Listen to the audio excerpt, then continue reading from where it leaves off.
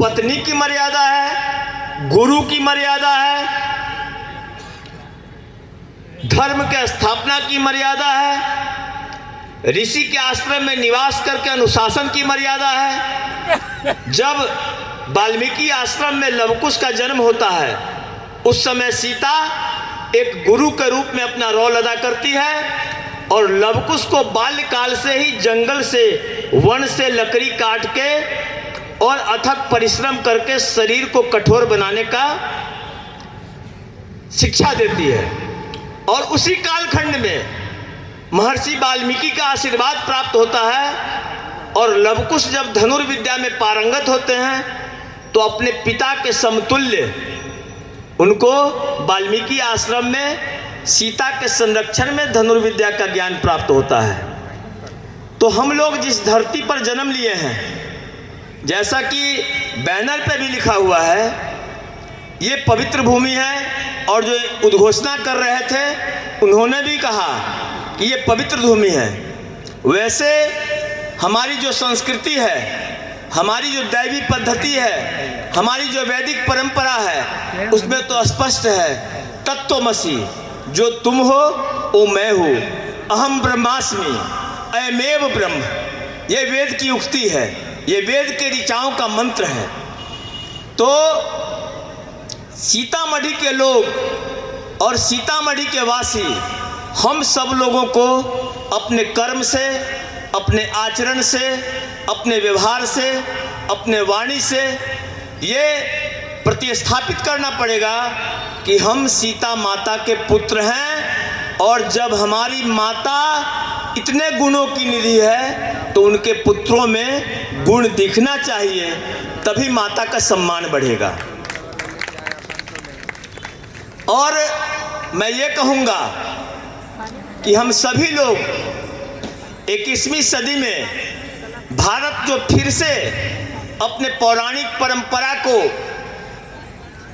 आगे बढ़ाते हुए विश्व गुरु के रूप में जब देश आज़ादी का 100वां वर्षगांठ मना रहा होगा, तब हम लोग भारत को विश्व गुरु के रूप में प्रतिस्थापित करने का जो संकल्प लिए हैं, उस संकल्प में सभी देशवासी को एक एक कदम आगे बढ़ना चाहिए और फिर से भारत को सोने की चिड़िया विश्व गुरु के रूप में स्थापना करने में सीतामढ़ी वासियों का अहम योगदान अपेक्षित है।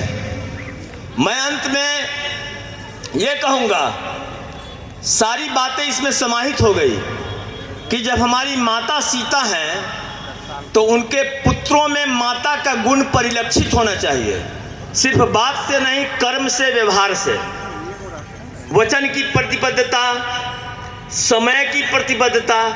समय का इतना महत्व है कि लक्ष्मण जो शेषा अवतार थे, जब वो मूर्छित होते हैं और आयुर्वेद के ज्ञाता सुषेण समय निर्धारित करते हैं कि सूर्योदय से पहले संजीवनी बूटी को लाना है, तब इनके प्राण बच सकते हैं। तो समय के महत्ता को जानने के बाद और उसको प्रयोग में लाने के बाद किसी की प्राण बचाई जा सकती है।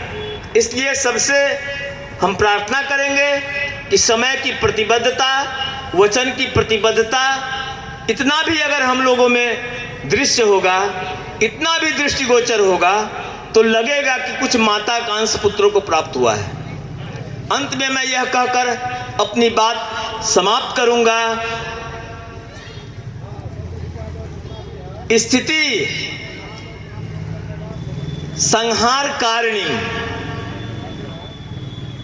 उद्भव स्थिति संहार कारिणी, क्लेश हारिणी, सर्वश्रेष्ठ करीम सीताम, न तो हम राम वल्लभाम।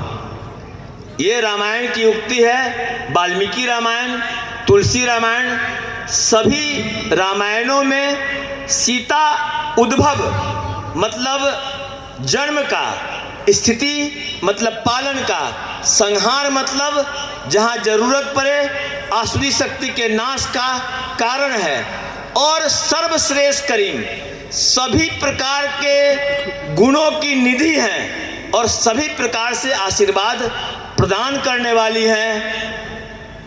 सर्वश्रेष्ठ करीम सीताम, नतोहम राम वल्लभाम, उनको हमारा नमन है।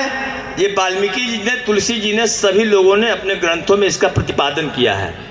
तो अंत में मैं यही कह के अपना बात समाप्त करूंगा कि मूल बात एक ही है, सीतामढ़ी महोत्सव की सार्थकता, सीतामढ़ी शब्द की सार्थकता हमारे मन, वचन, कर्म में उतरने चाहिए और वो दृष्टिगोचर होने चाहिए। और यहाँ के जनता को ये लगे कि समाज के हम लोग जो पढ़े लिखे लोग हैं, जो समाज का प्रतिनिधित्व करने वाले हैं, जो समाज के अधिकारी हैं, उनमें ये चीज़ परिलक्षित हो, दिखे, ताकि इसका संदेश धीरे धीरे उत्तर बिहार में, भारत में और संपूर्ण विश्व में जाए। इन्हीं शब्दों के साथ भारत माता की, भारत माता की, भारत माता की बहुत बहुत धन्यवाद।